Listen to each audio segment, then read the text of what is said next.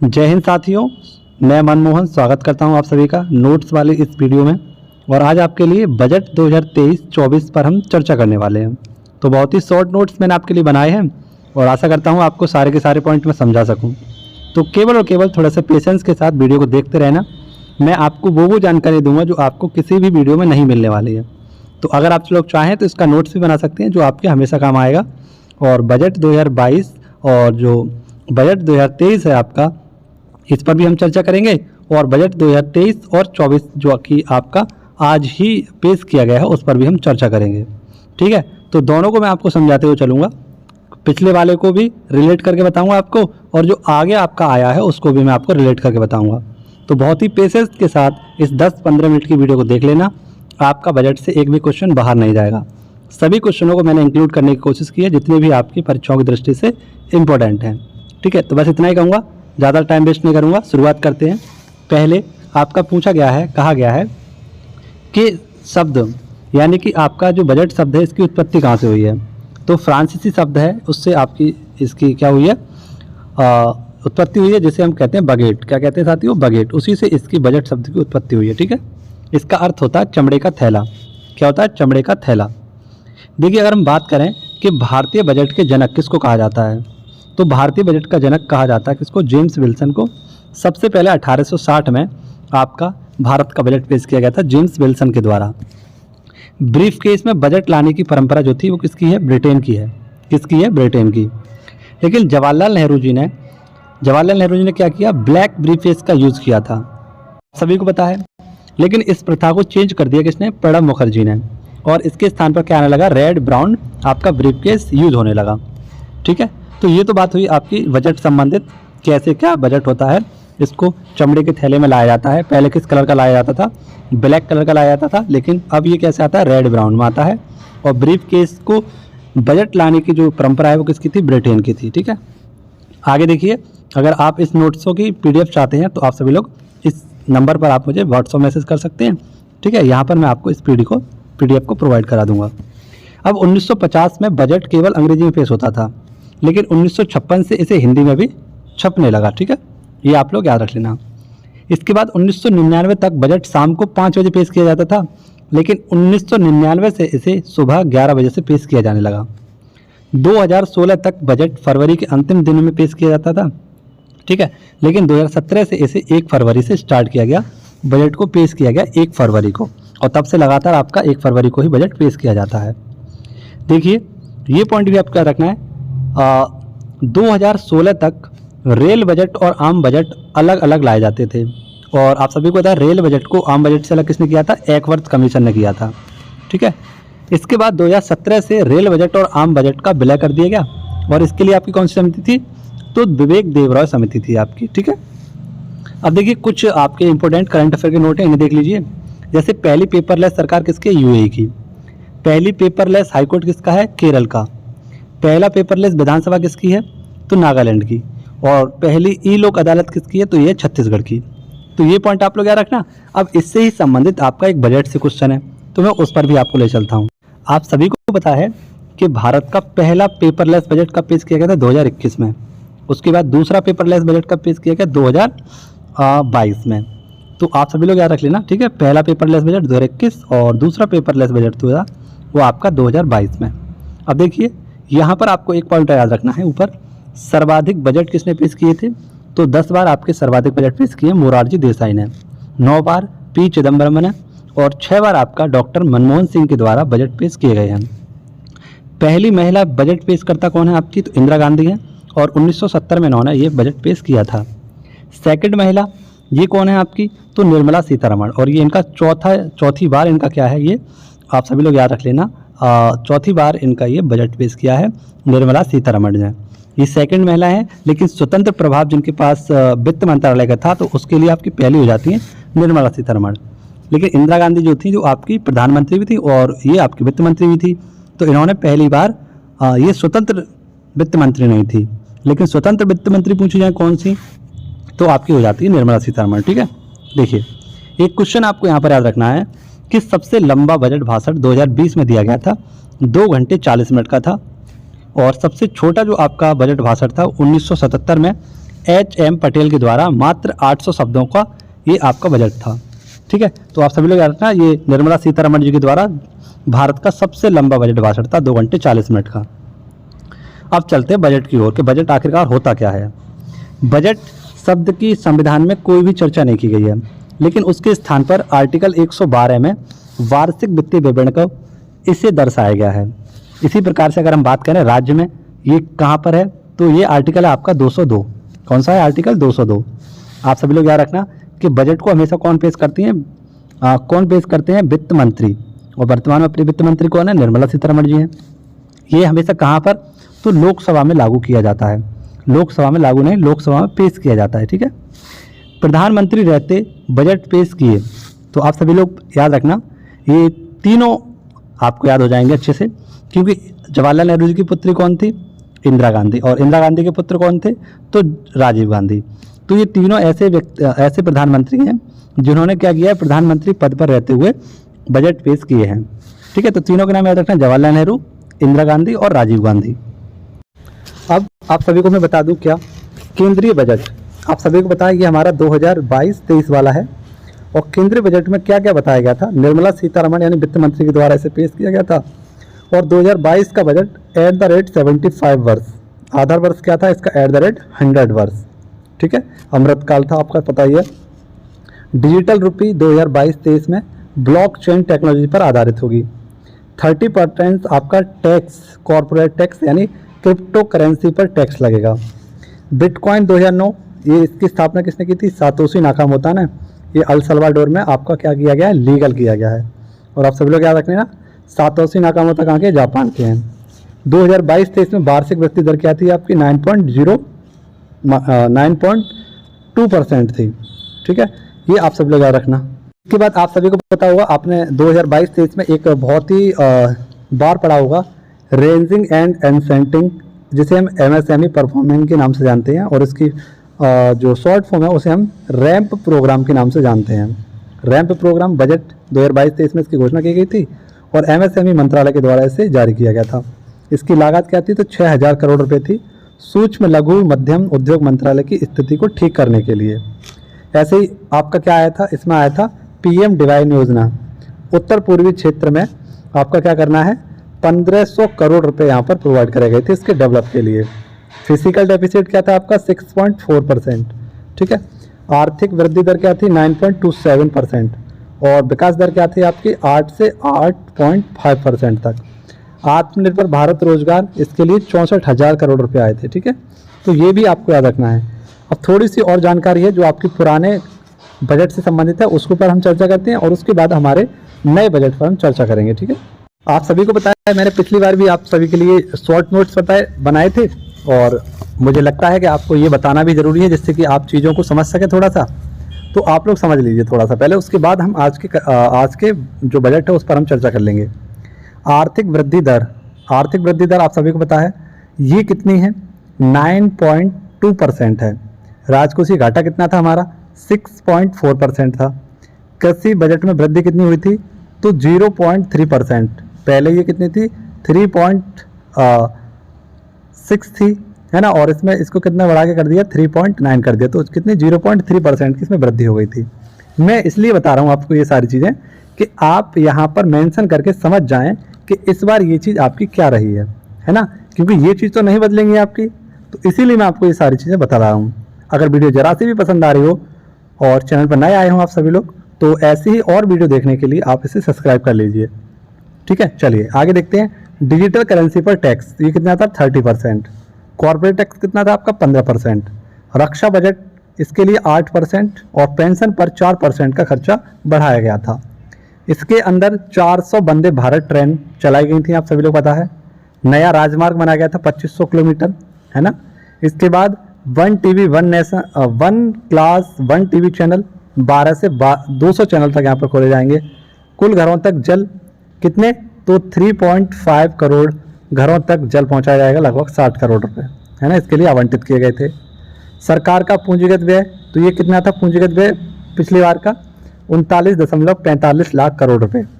PM Awas Yojana के तहत 80 लाख घरों को क्या किया जाएगा? और बनाया जाएगा। और इस बार आपको पता है 2024 तक सभी को घर देने की बात भी की गई है, इसको लक्ष्य रखा गया है सरकार ने। नेशनल हेल्थ मिशन के लिए 37,800 रुपये 37,800 करोड़ रुपए का खर्चा।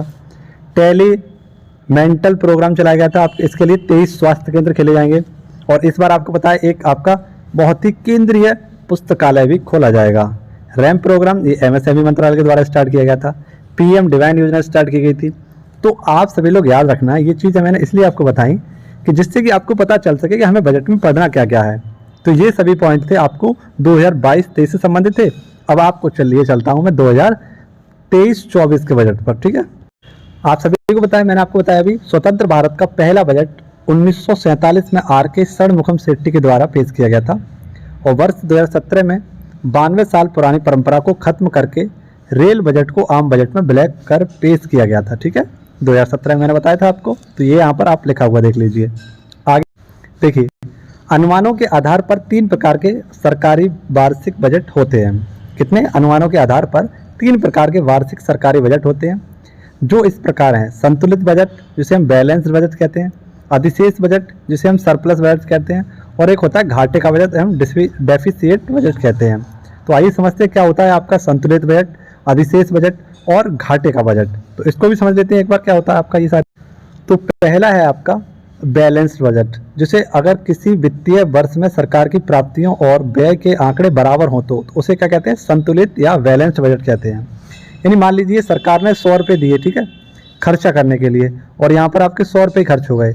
तो इसमें क्या होगा आपका, अगर किसी भी वित्तीय वर्ष में सरकार की प्राप्तियाँ और व्यय के आंकड़े कैसे हों, बराबर हों, तो उसे हम बैलेंस्ड बजट कहते हैं। अब देखिए सरप्लस बजट क्या होता है आपका, इसे देख लेते हैं। अगर सरकार की प्राप्तियाँ यानी आमदनी उसके व्यय से अधिक हो तो उसे सरप्लस बजट कहते हैं। यानी आमदनी क्या हो, आमदनी कम हो और व्यय क्या हो, अधिक हो, तो उसे हम क्या कहते हैं, सरप्लस बजट कहते हैं।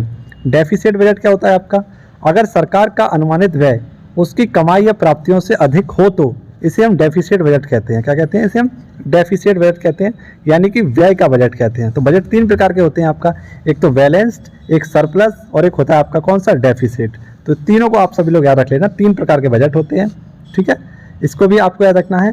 आइए आगे देखते हैं क्या है हमारी चीज़ें। जैसा कि आप सभी लोग देख रहे हैं, निर्मला सीतारमण जी के द्वारा आपको बजट पेश किया गया और वित्त मंत्री ने कहा कि केंद्रीय बजट 2023-24 का उद्देश्य वैश्विक परिप्रेक्ष्य में भारतीय अर्थव्यवस्था का समग्र विकास करना है। आर्थिक सर्वेक्षण कल, अभी मैं आपको आर्थिक सर्वेक्षण भी कराऊंगा। आर्थिक सर्वेक्षण 31 जनवरी 2023 को जारी किया गया और आर्थिक सर्वेक्षण 2023 की रिपोर्ट के अनुसार भारत की जीडीपी 6 से 6.8% के बीच बढ़ने की उम्मीद है। तो ये चीज़ बताने के लिए पहले मैं आपको एक बार जो आपकी मौद्रिक नीति है उसको हम समझ लेते हैं एक बार, क्या है ना। मौद्रिक नीति नहीं, वो उसे कहते हैं आर्थिक सर्वेक्षण, ठीक है। तो यहाँ पर भी मैंने आपके लिए आर्थिक सर्वेक्षण के शॉर्ट नोट्स बनाए हैं, इसके माध्यम से हम समझेंगे सारी बातें। आप सभी को पता है आर्थिक जो सर्वेक्षण है आपका बजट से एक दिन पहले आता है। तो 2022-23 के अनुसार वर्ष 2023-24 भारत की आर्थिक वृद्धि दर क्या रहेगी, ये आपको बताना है। आर्थिक सर्वेक्षण के अनुसार जो आपकी आर्थिक वृद्धि दर रहेगी वो क्या रहेगी। सबसे पहले समझते हैं आर्थिक वृद्धि जो आपका सर्वेक्षण होता क्या है। इसकी शुरुआत 1950 में की गई थी और बजट से एक दिन पहले इसको पेश किया जाता है। पिछले वर्ष में कौन कौन से कार्य हुए, कौन कौन से आपका विकास के कार्य हुए, तो उनका पूरा एक चिट्ठा बनाता है। वो कौन बनाता है, आर्थिक सर्वेक्षण बनाता है। और ये 100% एकदम सही एक्यूरेट अपने क्या बनाते हैं, अपनी रिपोर्ट पेश करता है। इसे तैयार किसके द्वारा किया जाता था, तो मुख्य आर्थिक सलाहकार और ये अभी वर्तमान में कौन है, अनंत वी नागेश्वर, इनके द्वारा इसे तैयार किया गया। और पेश किसके द्वारा किया जाता है, तो वित्त मंत्रालय के द्वारा इसे पेश किया जाता है। तो इसमें बताया गया है कि भारत की 2021-22 में जो आर्थिक वृद्धि दर थी वो कितनी थी, 8.7%। 2022-23 में कितनी रहेगी, तो ये रहेगी आपकी 7 और 2023-24 में आपकी कितनी रहने वाली है, 6.5%। और ये ऐसा कहा गया है इस बार के आर्थिक सर्वेक्षण में कि वर्ल्ड की सबसे फास्टेस्ट जो आपकी इकोनॉमी है वो भारत की है। ये 414 पेज का 414 पेज का आपका क्या था, आर्थिक सर्वेक्षण था इस बार का। और कुछ अन्य बातें देख लीजिए इसकी, जैसे राजकोषीय घाटा कितना में बताया गया, 6.4% बताया गया, मैंने अभी आपको बताया। मुद्रास्फीति आपकी 6.8 बताई गई, जिसे हम उपभोक्ता मूल्य सूचकांक भी कहते हैं, CPI। होलसेल प्राइस इंडेक्स ये आपका 11.5% है। और विदेशी मुद्रा भंडार में इस बार क्या हुआ है, आपकी कमी हुई है। 2021-22 में ये कितना था, 607 मिलियन डॉलर था, लेकिन 2022-23 में ये घटकर कितना रह गया, 563 बिलियन डॉलर रह चुका है। ठीक है, विदेशी मुद्रा भंडार, जिससे हम किसी भी विदेश से कोई भी वस्तु खरीदते हैं तो उसके लिए आपकी ये विदेशी मुद्रा भंडार काम आता है। तो ये आपका आर्थिक सर्वेक्षण भी था, तो ये भी हमने चर्चा कर लिया। अब सभी पॉइंटों को एक बार और देखते हैं। अब इस बार हुआ क्या है, आपका एग्रीकल्चर क्रेडिट टारगेट। तो वित्त मंत्री निर्मला सीतारमण ने अपने बजट भाषण में कहा कि पशुपालन, डेयरी और मत्स्य पालन पर ध्यान देने के साथ कृषि ऋण लक्ष्य एग्रीकल्चर क्रेडिट टारगेट को बढ़ाकर 20 लाख करोड़ रुपए किया जाएगा। तो इसे आप लोग नोट डाउन करिएगा, कितना किया जाएगा, 20 लाख करोड़ रुपए। ठीक है, पशुपालन, डेयरी और मत्स्य पालन पर ध्यान देने के लिए 20 लाख करोड़ रुपए का क्या किया जाएगा, इसको बढ़ाया जाएगा। इसके साथ देखिए और क्या होगा, आपका ऐप डेवलपमेंट के लिए 100 लैबों की स्थापना की जाएगी। इंजीनियरिंग संस्थानों में 5G सेवाओं का उपयोग ऐप विकसित करने के लिए 100 प्रयोगशालाएं स्थापित की जाएंगी और अवसरों की नई श्रृंखला में व्यवसाय मॉडल और रोजगार क्षमता के विकास में मदद करेगा। तो आप सभी लोग याद रखना, बजट 2023 में आपकी 100 लैबें बनाई जाएंगी जो ऐप को डेवलप करने के लिए सहायक होंगी। ठीक है, 5G सेवाओं में ये काफ़ी सहायक रहेगा और इसी के लिए कि हमारा भारत 2023 में और भी ज़्यादा मेक इन इंडिया यानी कि बहुत ही समृद्ध बन सके, बहुत ही डिजिटल बन सके, तो उसके लिए आपकी 100 लैबों को स्थापित किया जाएगा। इसी के साथ मैंने आपको बताया नेशनल डिजिटल लाइब्रेरी बनाई जाएगी, आपकी एक केंद्रीय डिजिटल लाइब्रेरी। बच्चों और किशोरों के लिए एक नेशनल डिजिटल लाइब्रेरी की स्थापना की जाएगी ताकि भौगोलिक भाषाओं, शैलियों और स्तरों पर गुणवत्ता, पुस्तकों की उपलब्धता और उपकरण अज्ञ पहुँच और सुगम को बढ़ाया जा सके। तो बहुत ही बढ़िया सी आपकी एक डिजिटल लाइब्रेरी बनाई जाएगी जिससे कि बच्चों को क्या हो सके, उनकी भौगोलिक भाषाओं, शैलियों और स्तरों का गुणवत्ता पूर्ण पुस्तकों के द्वारा अध्ययन हो सके। क्योंकि आपको पता ही है कि जब से लॉकडाउन की स्थिति बनी थी तब से क्या हुआ था, बच्चे थोड़े से किताबों से दूर होते चले जा रहे हैं। ऑनलाइन डिजिटल माध्यम से वो पढ़ने बहुत ज़्यादा सुचारू रूप से बढ़ रहे हैं। तो उन्हीं के लिए क्या किया गया है, नेशनल डिजिटल लाइब्रेरी स्टार्ट की जाएगी आपकी। ठीक है, अगला क्या खास है आपके लिए, सभी अंत्योदय और प्राथमिक परिवारों को 1 वर्ष के लिए मुफ्त खाद्यान्न की आपूर्ति के लिए PM गरीब कल्याण अन्न योजना के तहत 2 लाख करोड़ रुपए का पूरा खर्च केंद्रीय सरकार द्वारा वहन किया जाएगा। तो आप सभी लोग याद रखना, जो आपके अंत्योदय और प्राकृतिक परिवार हैं, है ना, जो अंत्योदय का मतलब क्या होता है, गरीब, है ना, गरीबों में सबसे जो गरीब होते हैं, प्राथमिक परिवार जो होते हैं, उन सभी को अन्न PM कल्याण जो आपका है अन्न योजना, उसके तहत 2 लाख करोड़ रुपए को पूरा खर्च केंद्र सरकार द्वारा वहन किया जाएगा। कितने, 2 लाख करोड़ रुपए का। तो ये भी काफ़ी अच्छी बात है ना। अंत्योदय यानी गरीबों के लिए यहाँ पर राशन पानी की व्यवस्था को भी देखा गया है इस बार। अब इस बार युवाओं के लिए क्या क्या है, तो ये भी देख लीजिए एक बार। अखिल भारतीय राष्ट्रीय शिक्षुता योजना 3 वर्षों में 47 लाख युवाओं को सहायता प्रदान करने के लिए एक अखिल भारतीय राष्ट्रीय शिक्षुता योजना यानी प्लान इंडिया नेशनल एप्रिसिएटिव ये आपका स्कीम चलाई जाएगी और इसके तहत प्रत्यक्ष लाभ हस्तांतरण शुरू किया जाएगा। ठीक है, तो 47 लाख युवाओं को सहायता प्रदान करने के लिए अखिल भारतीय राष्ट्रीय शिक्षुता योजना को स्टार्ट किया जाएगा। और क्या खास हुआ है, तो domestic and international tourism, domestic and international आपका टूरिज्म जो होगा यानी जो आपका घरेलू और अंतर्राष्ट्रीय पर्यटन होगा, उसके संपूर्ण पैकेज के रूप में विकसित किए जाने वाले चैलेंज मोड के माध्यम से 50 पर्यटन स्थलों का चयन किया जाएगा। ठीक है, तो आप सभी लोग याद रखना, कितने 50 पर्यटन स्थलों का चयन किया जाएगा, अंतर्राष्ट्रीय और घरेलू जो आपके पर्यटन होंगे उसके लिए। इसके साथ साथ आपको पता है MSME के लिए क्रेडिट गारंटी, तो कार्पस में 9,000 करोड़ रुपए का निवेश किया जाएगा और 2 लाख करोड़ रुपए के अतिरिक्त यहाँ पर क्या होगा, आपकी संपार्श्विक जो आपकी मुद्रित क्रेडिट अनुमानित देगा उसको 1 अप्रैल 2023 से क्या किया जाएगा, प्रभावी किया जाएगा। तो 900 करोड़ रुपए आपके यहाँ पर MSME क्रेडिट गारंटी दी गई है आप। तो आई होप आपको ये पूरा बजट समझ में आया होगा। और भी जो भी इम्पोर्टेंट क्वेश्चन रहेंगे मैं आपको एक एक करके अवगत कराता रहूँगा, जो भी आपके समझने के लिए इम्पोर्टेंट रहेगा। तो डेली हम करंट अफेयर की क्लास जो चलती है आपकी नोट्स वाली, उस पर भी चर्चा कर लेंगे। और यहाँ पर आप लोग देख रहे हैं मोदी जी, मुझे ऐसा लग रहा है कि इस बार के बजट से खुश नहीं है। ठीक है, तो चलिए मिलते हैं आपसे अगली वीडियो में। अगर वीडियो अच्छी लगी हो, पसंद आई हो, तो सभी दोस्तों के साथ एक बार शेयर कर देना। जानकारी अगर आपको अच्छी लगी हो तो कमेंट बॉक्स में मुझे बता देना। आपके लिए बजट संबंधित और अन्य नोट संबंधित वीडियो मैं आपके लिए प्रोवाइड करा दूंगा। तो चलिए मिलते हैं आपसे अगली वीडियो में। जय हिंद, जय भारत, वंदे मातरम, भारत माता की जय।